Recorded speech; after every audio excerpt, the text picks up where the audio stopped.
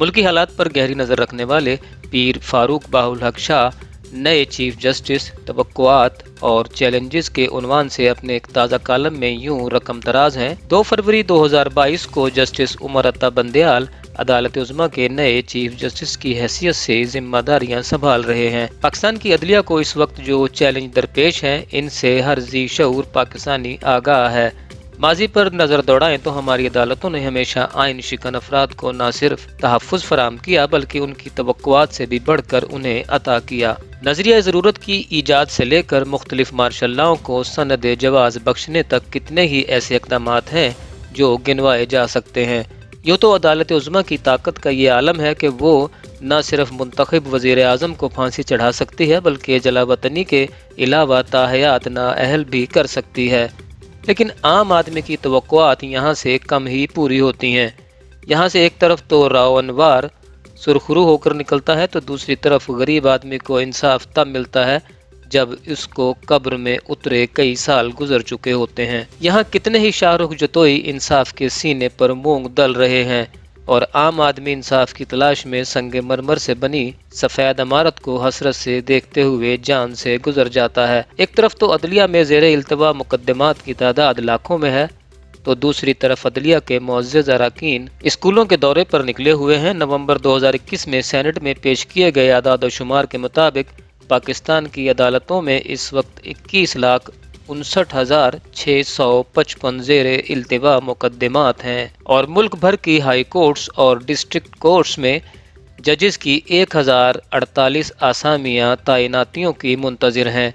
आदाद शुमार के मुताबिक सुप्रीम कोर्ट में 51,138 मुकदमात, वफाकी शरई अदालत में 178 मुकदमात, लाहौर हाई कोर्ट में 1,93,030 मुकदमात, पंजाब की डिस्ट्रिक्ट और सेशन कोर्ट्स में 13,45,632 सिविल और फैमिली मुकदमात, सिंध हाई कोर्ट में 83,150 मुकदमात, सिंध की डिस्ट्रिक्ट जुडिशरी में मुकदमात की तादाद 1,15,296 है, पेशावर हाई कोर्ट में 42,180 मुकदमात, खैबर पख्तूनख्वा की सेशन और ज़िलाई अदालतों में चलने वाले केसेस की तादाद इस वक्त 2,40,436, बलूचिस्तान हाई कोर्ट में 4,663 मुकदमात, बलूचिस्तान की डिस्ट्रिक्ट जुडिशरी में 15,729 केसेस फैसले के मुंतज़िर हैं। इस्लामाबाद हाई कोर्ट में 16,374 मुकदमात ज़ेरे इल्तिवा हैं, जबकि डिस्ट्रिक्ट एंड सेशन कोर्ट्स में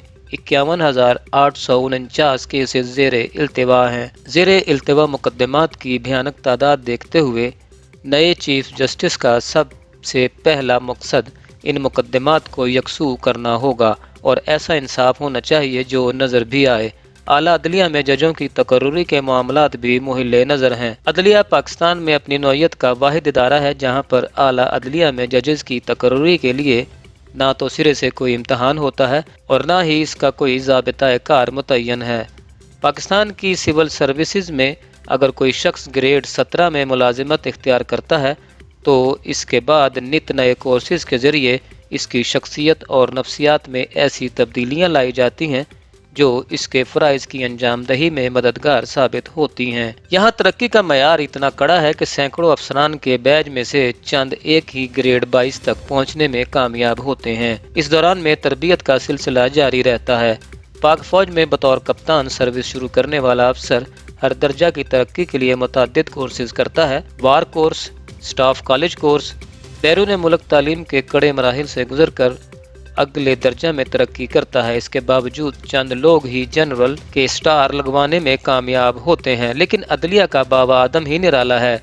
कोई भी वकील जिसकी उम्र एक मखसूस हद को पहुंच जाए और वकालत में मखसूस साल गुजार ले तो वो आला अदलिया के लिए अहल करार पाता है। इस अमल के जरिए सिर्फ मखसूस चैम्बर को ही नवाजा जाता है। इस तरीक़ाकार का सबसे बड़ा मुतासिर फरीक वो सिविल जज साहिबान हैं जो मेहनत और तवील इम्तहानात से गुजरने के बाद मातहत अदलिया का हिस्सा बनते हैं। लेकिन शायद ही कोई ऐसा सिविल जज हो जो हाई कोर्ट के मनसब तक पहुंचा हो। यही वजह है कि मातहत अदलिया का हिस्सा बनने वाला नौजवान सिविल जज कभी अपनी तरक्की का तसव्वुर नहीं कर सकता। इस पर मुस्तजाद ये کہ اعلیٰ عدلیہ کے بعض اراکین کی جانب سے ان کی تذلیل بھی کی جاتی ہے۔ پاکستان کی ماتحت عدلیہ سے تعلق رکھنے والے سول جج صاحبان کے سروس اسٹرکچر کا ایسا نظام وضع کرنے کی ضرورت ہے کہ جس کے ذریعے ایک سول جج ترقی کرتے ہوئے ہائی کورٹ اور سپریم کورٹ کے مناصب تک پہنچے۔ وکلاء اور عدلیہ ایک ہی گاڑی کے دو پہیے ہیں، لیکن افتخار محمد چودھری کی بحالی کے بعد عدلیہ اور وکلاء کے مابین احترام کا رشتہ ختم ہو کر رہ گیا ہے۔ اب مختلف شہروں سے یہ اطلاعات موصول ہوتی ہیں کہ کبھی جج صاحبان پر تشدد کیا جا رہا ہے اور بعض اوقات تو جج صاحبان کو کمرے میں بند کر کے تالا لگا کر من چاہے فیصلے تحریر کرانے پر اصرار کیا جاتا ہے۔ اس روش کو ختم کرنا بھی نئے چیف جسٹس صاحب کے لیے ایک بڑا چیلنج ہوگا۔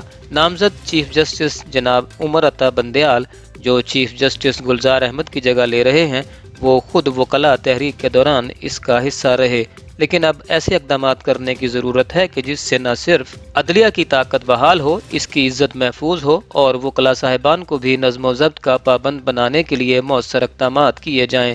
اس سلسلہ میں بینچ اور بار کو سر جوڑ کر بیٹھنا ہوگا، سینئر وکلاء کو اپنا کردار ادا کرنا ہوگا۔